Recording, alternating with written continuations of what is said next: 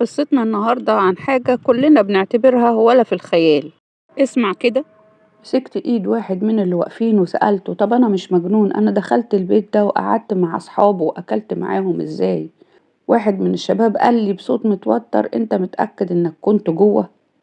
الحكاية ايه؟ تعالوا نسمع مع بعض ونشوف اللي حصل. كنت في الجامعة وعندي صديق فاتح محل ملابس في شارع قريب من بيتي. كان دايما يحب يفتح المحل بدري، احيانا 8 الصبح او 9. كنت بحب اعدي عليه قبل ما اروح الجامعة، وايام كتير كنت ممكن ما اروحش الجامعة واقضي اليوم معاه، خصوصا انه كان بيتكلم انجليزي كويس، فكنت بلحقه مع اي زبون اجنبي عاوز يشتري منه. وفي يوم نزلت وما كنتش ناوي اروح الجامعة، قلت هقضي اليوم معاه كالعادة.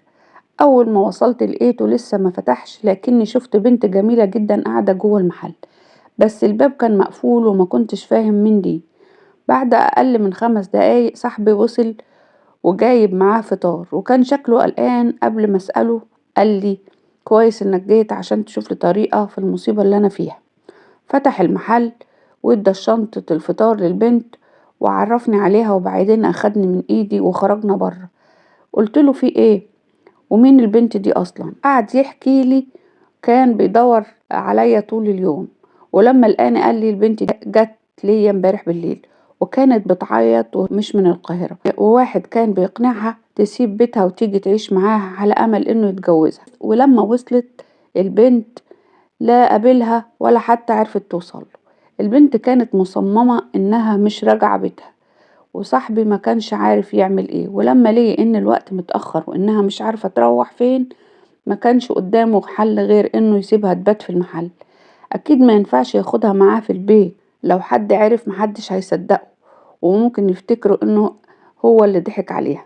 القصة كانت غريبة زي الافلام بالظبط، ما تتصدقش. هي فعلا في حد ممكن يضحك على بنت لدرجة انه يقنعها تسيب اهلها وتروح تعيش معاه وهي ما تعرفوش كويس؟ بصراحة انا كنت مش مصدق. بعد ما خلصت اكل مع صاحبي وحاولت اتكلم معاها، لكن هي ما كانتش عايزة ترد عليا. حتى صاحبي لما حاول يكلمها ما ردتش بكلمة واحدة.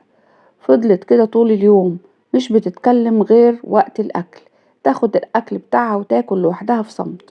كان معايا مفتاح شقة فاضية للعيلة غير اللي ساكنين فيها، فحاولت أقنعها تروح تقعد فيها بدل ما تفضل في المحل، لكن ردت عليا وقالت: لا بلاش، مش عايزة أسبب ليك مشكلة. لو حد من جيرانك شافني وقال لأهلك هيزعلوا منك وهتضايق من نفسي جدا. لكن هي رفضت. في الآخر شكرتني وطلبت مني أشتري لها شوية حاجات تاني يوم بعد ما وصلتها، واقتنعت تروح البيت. أنا صحيح ما عنديش اخوات بنات، بس انتي زي أختي ومش هاخد منك حاجة. الكلام ده خلاص بدأت تثق فيا أكتر. صاحبي ساب لي الموضوع كله لأنه كان واثق فيا. صحيت تاني يوم وكل اللي بفكر فيه هو البنت دي وأهلها وإزاي ممكن أرجعها لهم.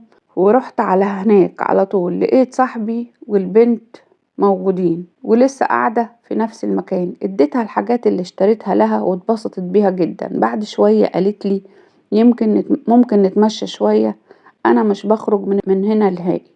قلت لها تمام، واستأذنت من صاحبي وخرجنا. وأول ما اتحركنا لقيتها بدأت تعيط. قلت لها: مالك؟ قالت لي: والله أنا مش وحشة ومتربية كويس، وبس أهلي ما كانوش فاهميني. ولما الشخص ده ظهر لي واعترف ليا بحبه، حسيت إنه الوحيد اللي فاهمني، ففرحت بيه. لكنه ضحك عليا. ولما اتصلت عليه وقلت له إني هربت من البيت وجايالك، قفل الخط ومعرفتش أوصله تاني.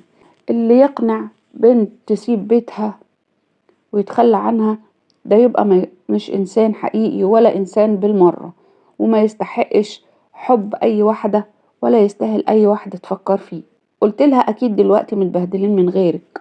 فلما قلت لها كده بدأت تعيط أكتر، لكني كنت عارف إن ده مؤشر كويس، وإن ده معناه إنها حاسة بأهلها وإنه ممكن أقنعها ترجع.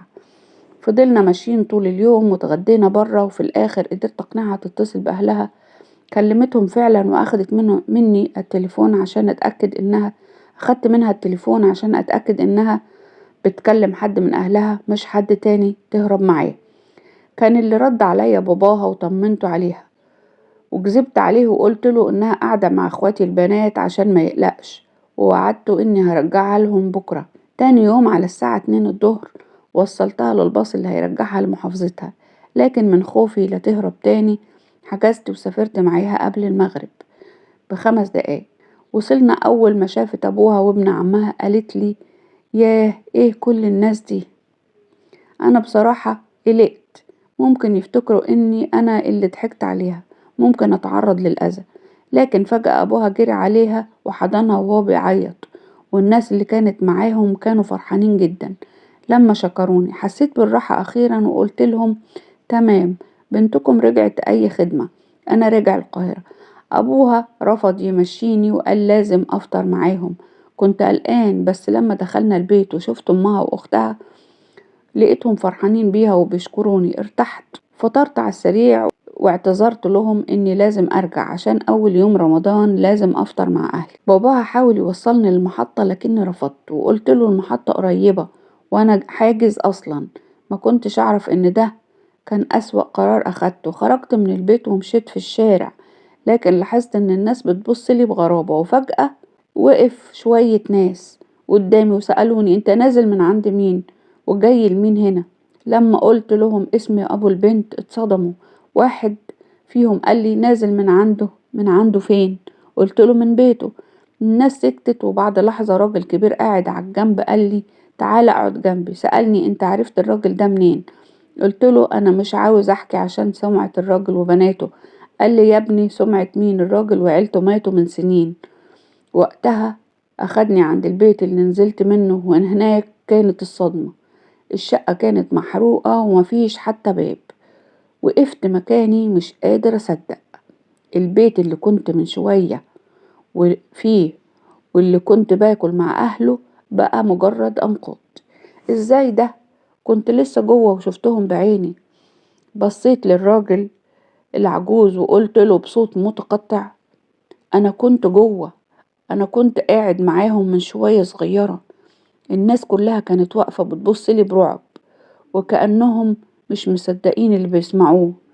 الراجل العجوز قرب مني وقال لي بصوت هادي لكنه كان مرعوب أكتر من أي حاجة تانية: يا ابني، البيت ده اتحرق من 10 سنين، والراجل وبناته ماتوا فيه. محدش هنا بيقرب ناحيته. حسيت برجلي بتتهز وقلبي بيدق لدرجة إنه كان هيقف. لو البيت اتحرق من سنين، أمال أنا كنت فين؟ والناس اللي كنت باكل معاهم دول كانوا مين؟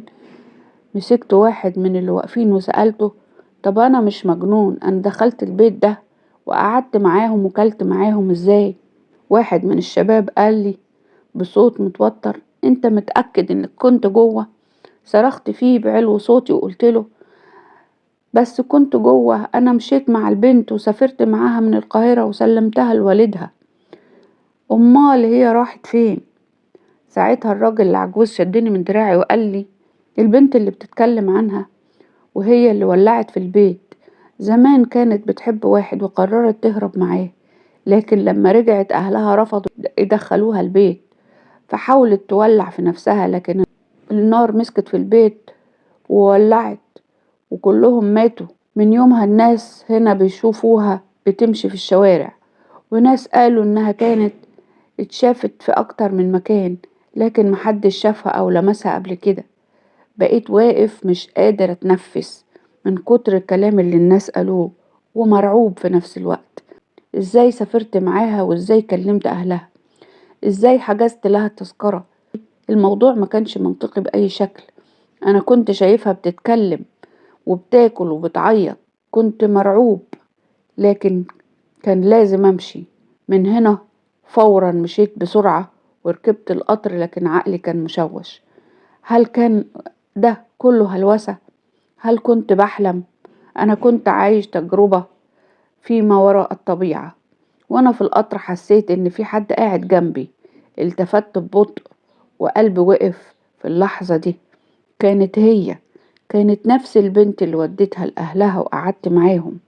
البنت اللي قالوا لي إنها اتحرقت هي وأهلها والبيت كان فاضي ومحروق.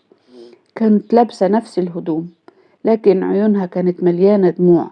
وقالت لي بصوت هادي: شكرا إنك رجعتني لأهلي، بس أنا عمري ما كنت هناك وبعدها اختفت.